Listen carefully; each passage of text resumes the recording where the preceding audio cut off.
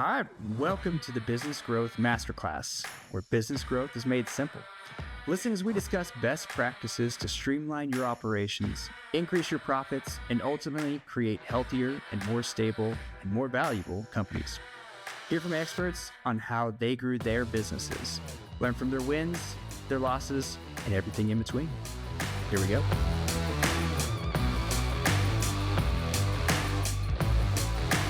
All right, and so today we're going to be talking about how to build a great team.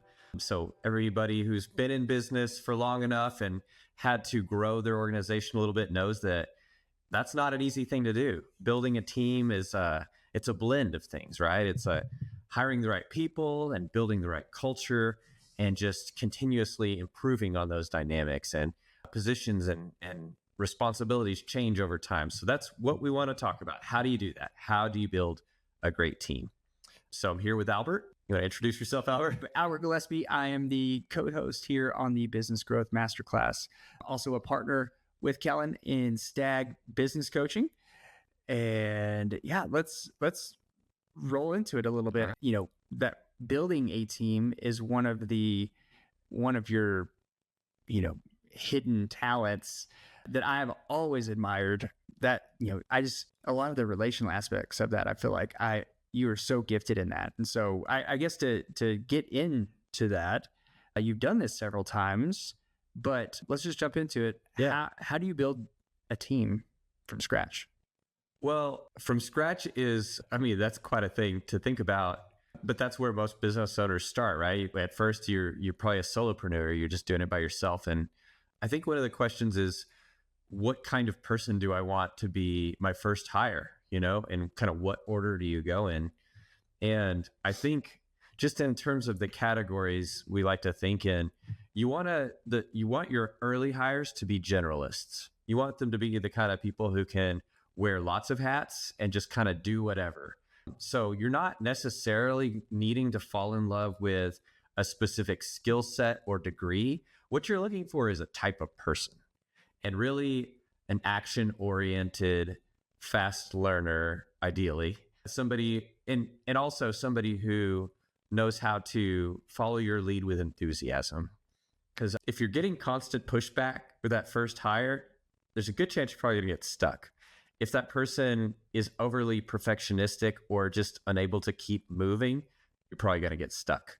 If this person only has one narrow skill set and they really aren't interested in trying other things that the business needs, you're going to get stuck. So specialists come in later, but in the early days, building a team from scratch, you're looking for those generalists. And then there's a lot more to unpack there, I guess, but I don't know. What are your thoughts on that? I mean, you've done some of this too, so I'm curious to hear what do you think about it? Yeah, the generalist, more of like the want to, the hunger, the self-starter is what I'm hearing you describe. How do you find those people? Well, the great thing about looking for a generalist is that's often a young out of school person, right? Because a lot of young professionals haven't had the time to build and hone a specific skill set. Maybe their degree has put them in a specific place, but a lot of people who come out of college are just looking for some early experience. So really, like I said, you want that. You want the kind of person more than the kind of resume. When you're looking for a generalist, you want enthusiasm. You want somebody but not just enthusiasm, somebody who's action oriented. So if when in doubt, they're inclined to act. They're not sitting around waiting for you to constantly hold their hand and tell them what to do. So sometimes someone who moves forward with low information, that's a pretty hard thing to find. And you want them to do that with some intelligence. Otherwise, you're just going to break a bunch of stuff, and then that's not good for your business either. One of the frameworks that we used in the past when I was in other companies was the ideal team player framework, which is you're looking for someone who's humble, someone who's hungry, and someone who's smart. So humble, hungry, and smart. Or you could say ambitious instead of hungry.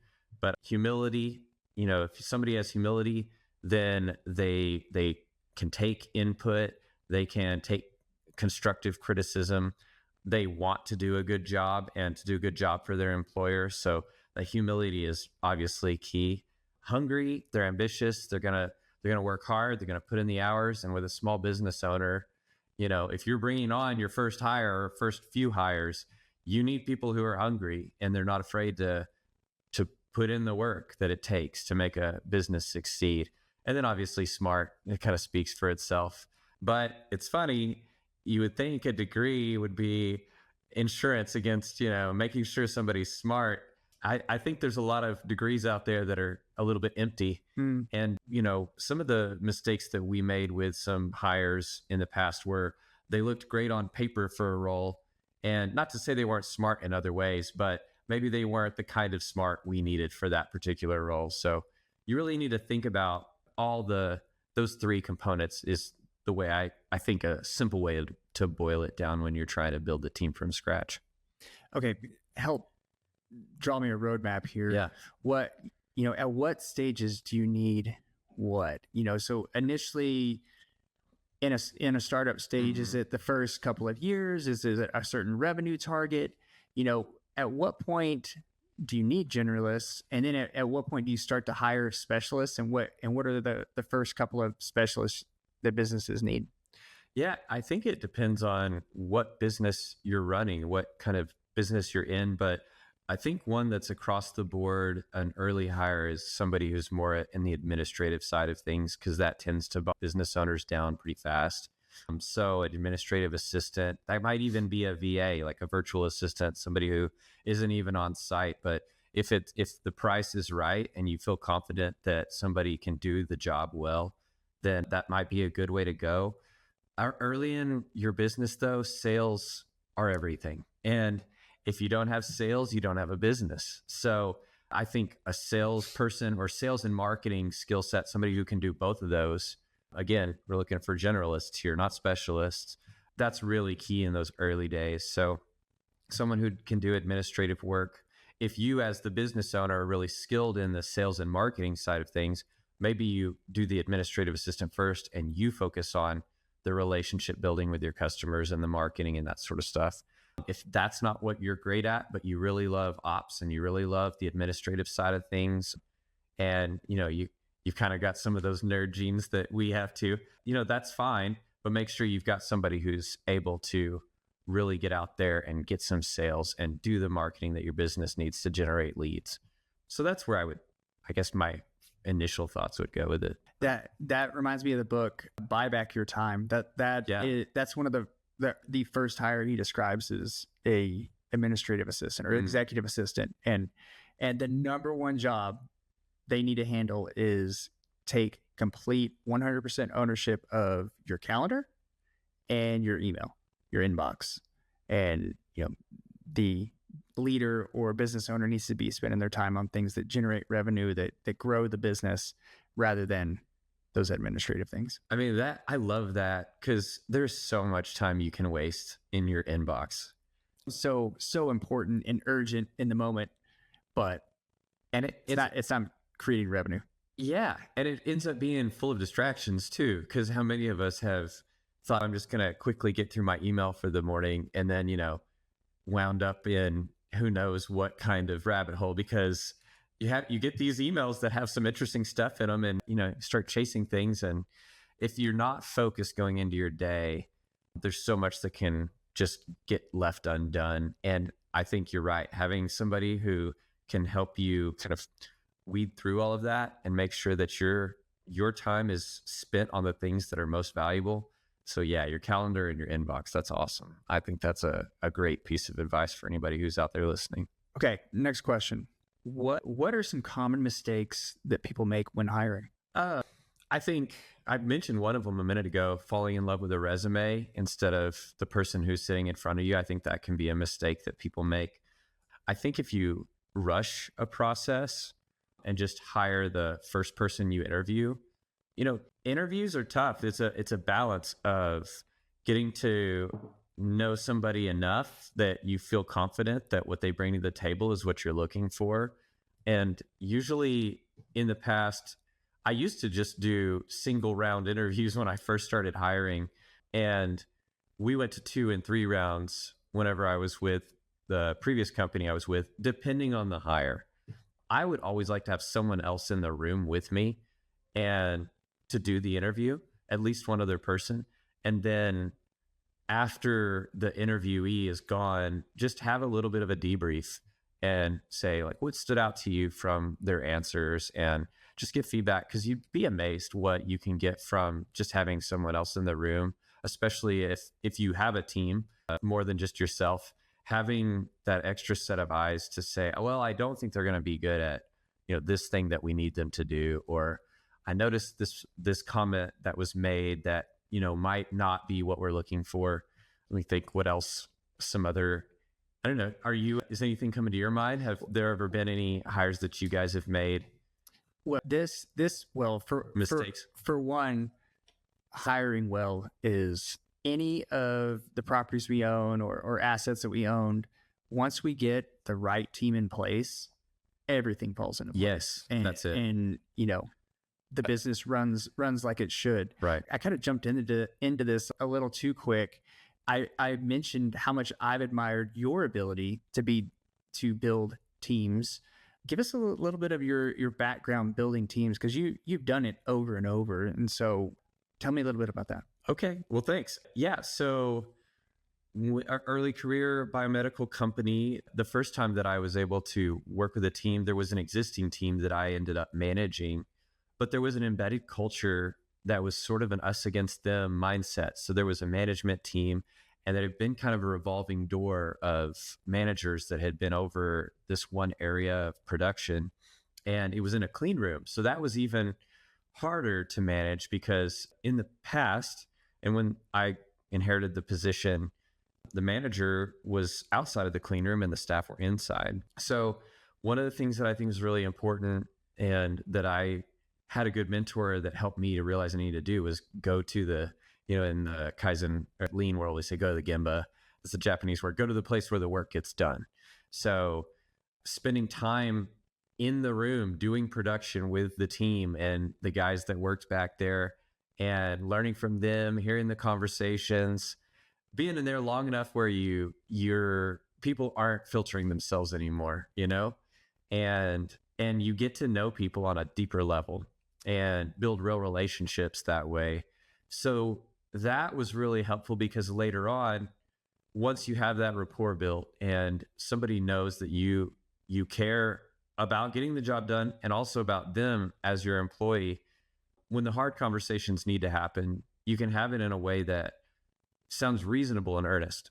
So if I had somebody on the team that wasn't doing the job and we had reasonable expectations for them, but they still just, we had people who just couldn't show up to work on time. It was just the way, for whatever reason, they just couldn't get that together. Or sometimes people would make mistakes and cover them up because they didn't want anyone to know. And when you find that out, you can't just let that slide as a leader. So when you have those hard conversations with somebody who you've actually been in the work area with, and you have a relationship with, you say, you can have that conversation in a real down to earth way, but still hold somebody accountable. So I'm giving you a really long answer here, but in the early days of managing that team, we had a lot of turnover, and some of them were terminations that we had to do because there were team members that were just stuck in an us against them kind of mindset towards the management team. And even me, even though I'd come in and tried to change the way I managed the style.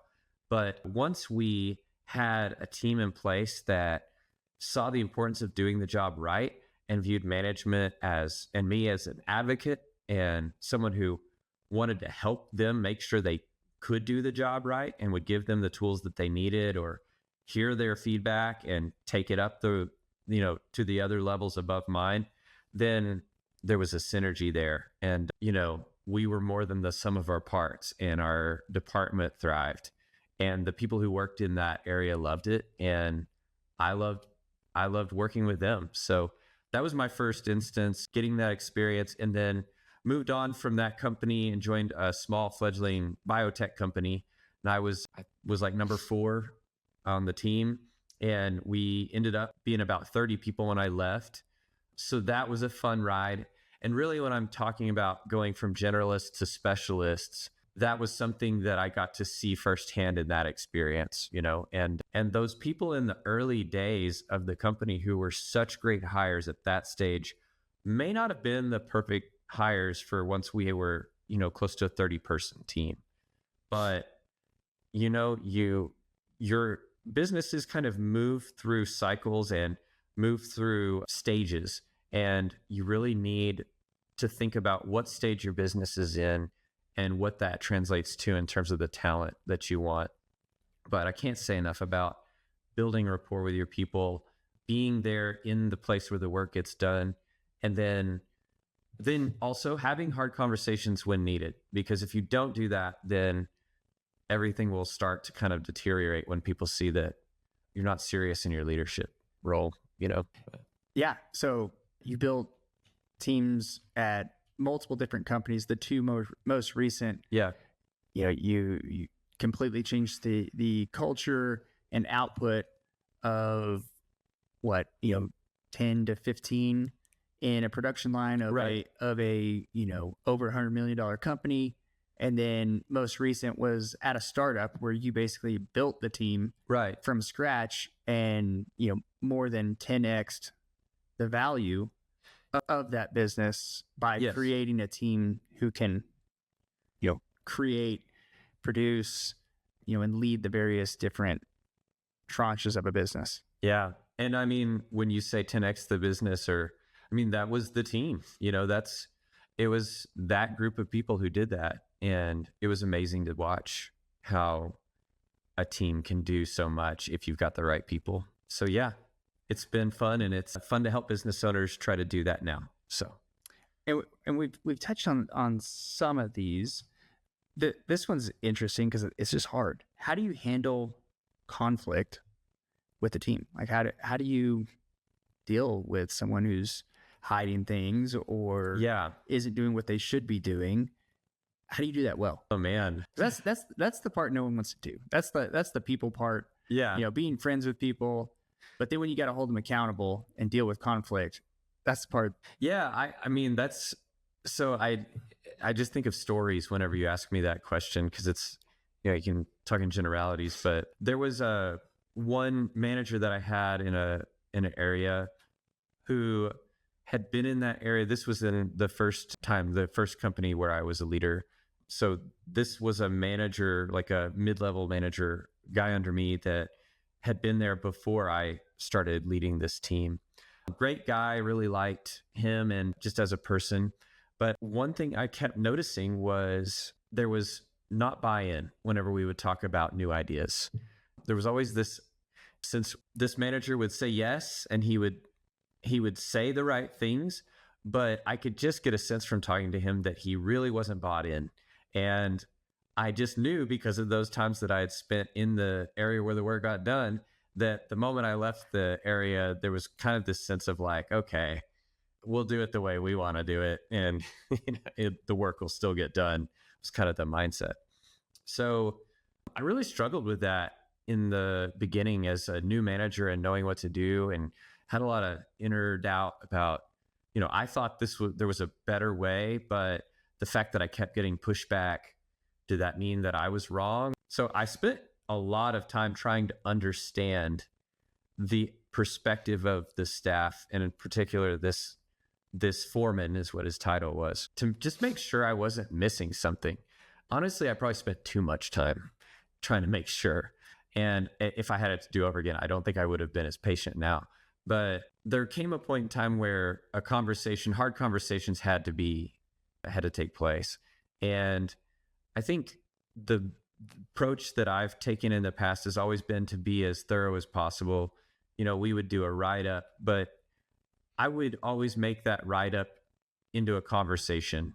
And so we'd detail what had happened and make sure that I was documenting and writing things down exactly how, we said that we were going to do X, Y, and Z by this day. We agree on that, right? And yet we're not seeing that in the work area. So based on that, this is a first warning, and I want to let you know, if you correct this and we, get things lined up in the work area, we can forget this ever happened, But any more of these, and we're going to be talking about other consequences. And you just kind of have that escalate over time. I mean, those are hard conversations. I don't enjoy that, but 9 times out of 10, somebody is going to correct their behavior whenever you have a tough conversation. I think a lot of times people test you just to see if you're willing to show that you really mean it as a leader. But I think if you are someone who's already listened and you already know their perspective, then there's no room for an objection, right? Because they can't claim you don't understand something or whatever. Like, you've already done that. So both sides are important. Listening. Don't listen so long though that you let everything break into a fire. Like, there's a point in time where you just have to act and have a hard conversation, and maybe it even leads to a termination. You have to be willing to go down that road. In this particular individual's case, I ended up having to let him go, and I was so worried when I let him go because he's the most experienced person in the work area, and all the other operators in that room looked to him. As soon as I let him go, things got better.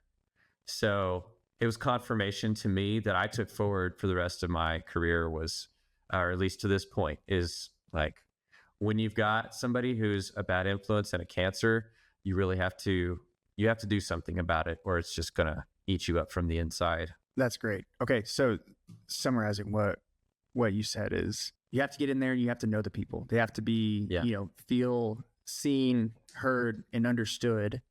And then once the relationship exists, you can have the hard conversations. Oh, sorry.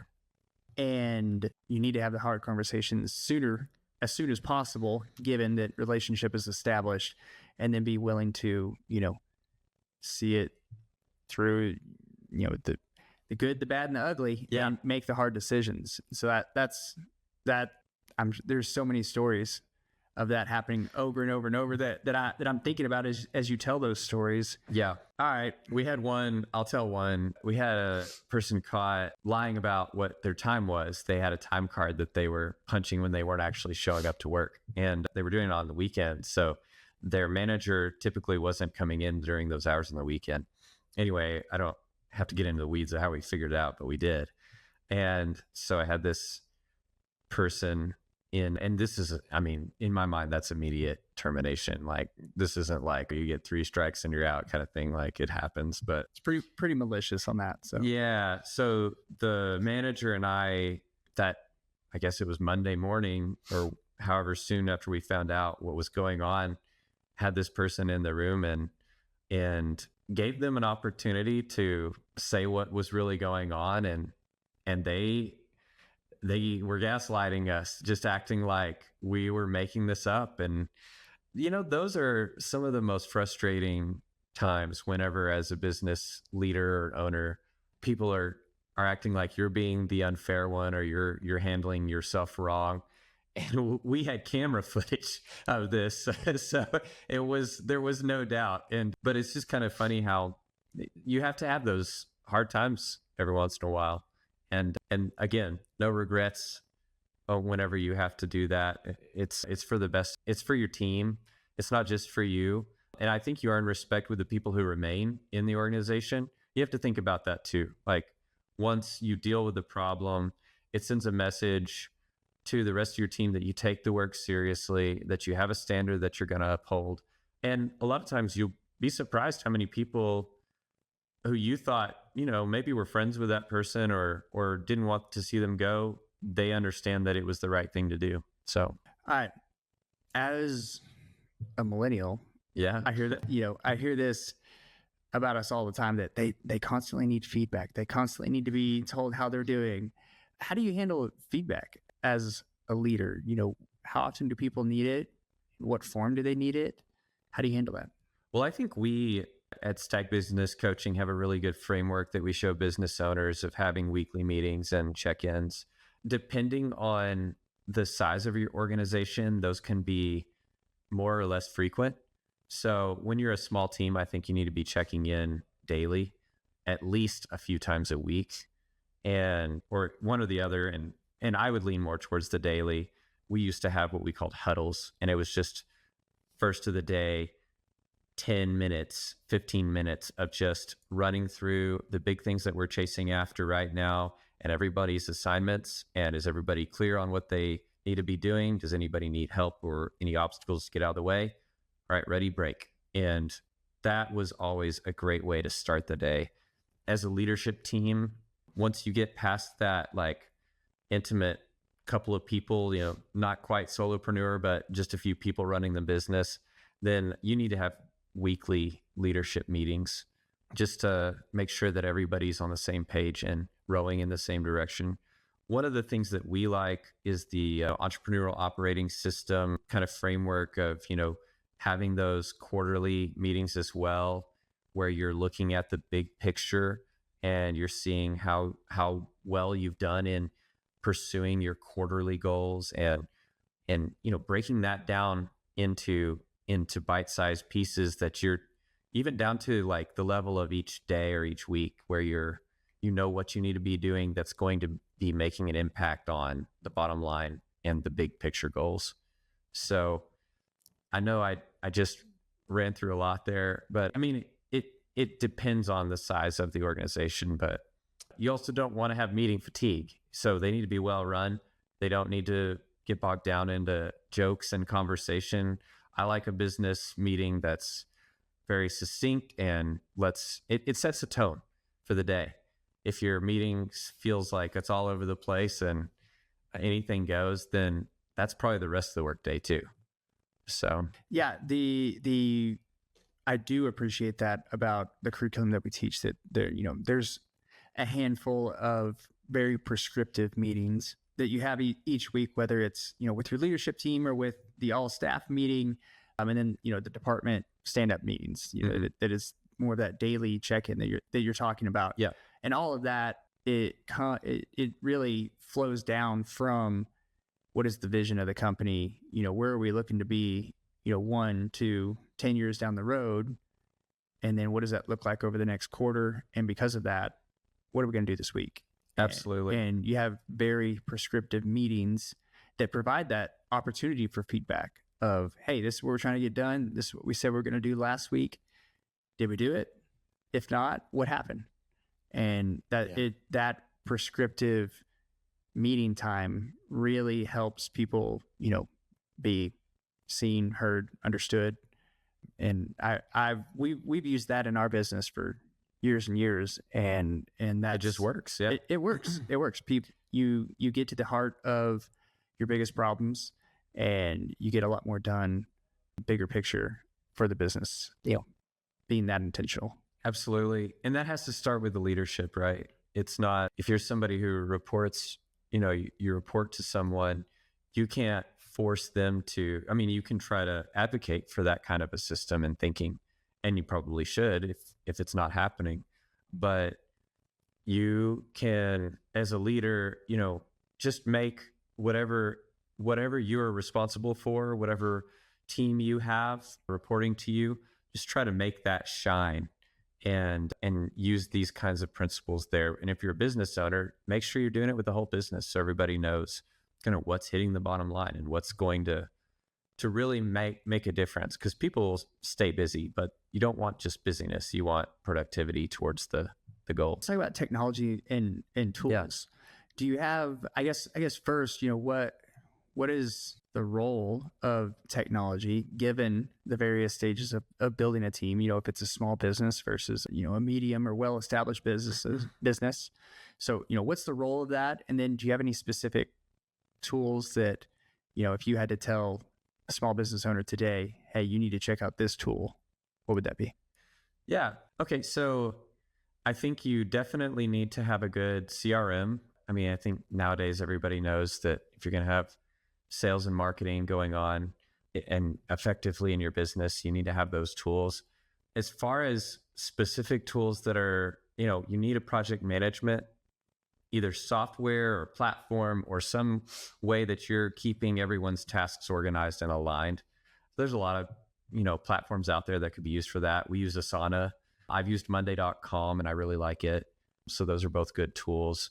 Everybody, in terms of CRMs that are out there, I think most people know that HubSpot and Salesforce are the big ones. And then there's other small ones that are useful and maybe a little bit more economical depending on what your needs are. But Canva is really nice if you're looking to make things, look pretty for marketing and kind of have some good graphic design quickly. So even a guy who doesn't know anything about it like me can, every once in a while whip up something that looks halfway decent to throw up on social media or whatever it needs to be. So yeah, I mean, tools and everybody's talking about AI now. And I think AI has its place, especially when you're trying to word things a certain way or come up with maybe brainstorm ideas for text or copy that you might put out there. I think those large language models are especially good for that. They're not good for creative thinking or actually thinking about a specific situation. I don't care how good you are at writing a prompt. It's probably not going to solve your problems to spend, an hour or two on a Chat GPT or something like that. So just know the limitations that at least currently exist with those. But yeah, I mean, those are some of the tools. But as a leader, I think you just need to know what your needs are, what your business is trying to accomplish. But project management and CRMs are pretty universal to most businesses. So I love that. My key takeaways from all of this have been, starting with generalists, that assistant is one of the first hires, and then sales and marketing after that. Getting to know your people, getting down in the weeds and making them feel seen and heard. So when you do have to have the hard conversations, you can do that. And then having, a intentional prescriptive framework that you're checking in with people and giving them constant feedback with the big picture in mind, and then using tools like a CRM, project management, and various other, there's different economical versions of all of those. Yeah. But having a system software that can help automate that and keep track of that and keep it organized. So, right, man, my head's spinning. That's a lot. And you've done this over and over on, for several different businesses. And so I guess what are your parting thoughts? What do you want to leave the audience with? Well, I think what you said earlier was great in terms of if you build the right team, everything just kind of takes care of itself. And, there's the book, Who Not How, and just the idea of, when you have the right people and everything just is easier when you have the right people and good character. I can't emphasize that enough. Is you can get some of the smartest people out there and some of the people who look the best on paper, but having good character is more valuable than any of that. And you want to work with people who you want to do life with, because you're going to be around these people so much. So build your business around good people who care about what you're doing, who buy into your leadership, and make sure that you're leading by example. So all of this kind of falls apart if you're not the one who's leading the way and pointing your team to that North Star of what you guys are trying to accomplish. And so as a business owner, I think that's the best way you can lead your team is by example and with humility, be humble, hungry, and smart yourself. So how can our listeners get a hold of you if they want to hear more or maybe get some coaching around this specific topic? Yeah, so you can visit our website at stagcoaching.com, and you can also find us on social media. We're on every major platform. So Stag Business Coaching is the name of our business, and we would love to work with any and every business owner out there who wants to improve in all of these ways we've been talking about. If you got value from this episode, go ahead and subscribe and follow us. We would love for you to continue to come and continue to get more value out of this. And so I appreciate it. Thank you, Kellen. Thank you. All right. We'll see you on the next one.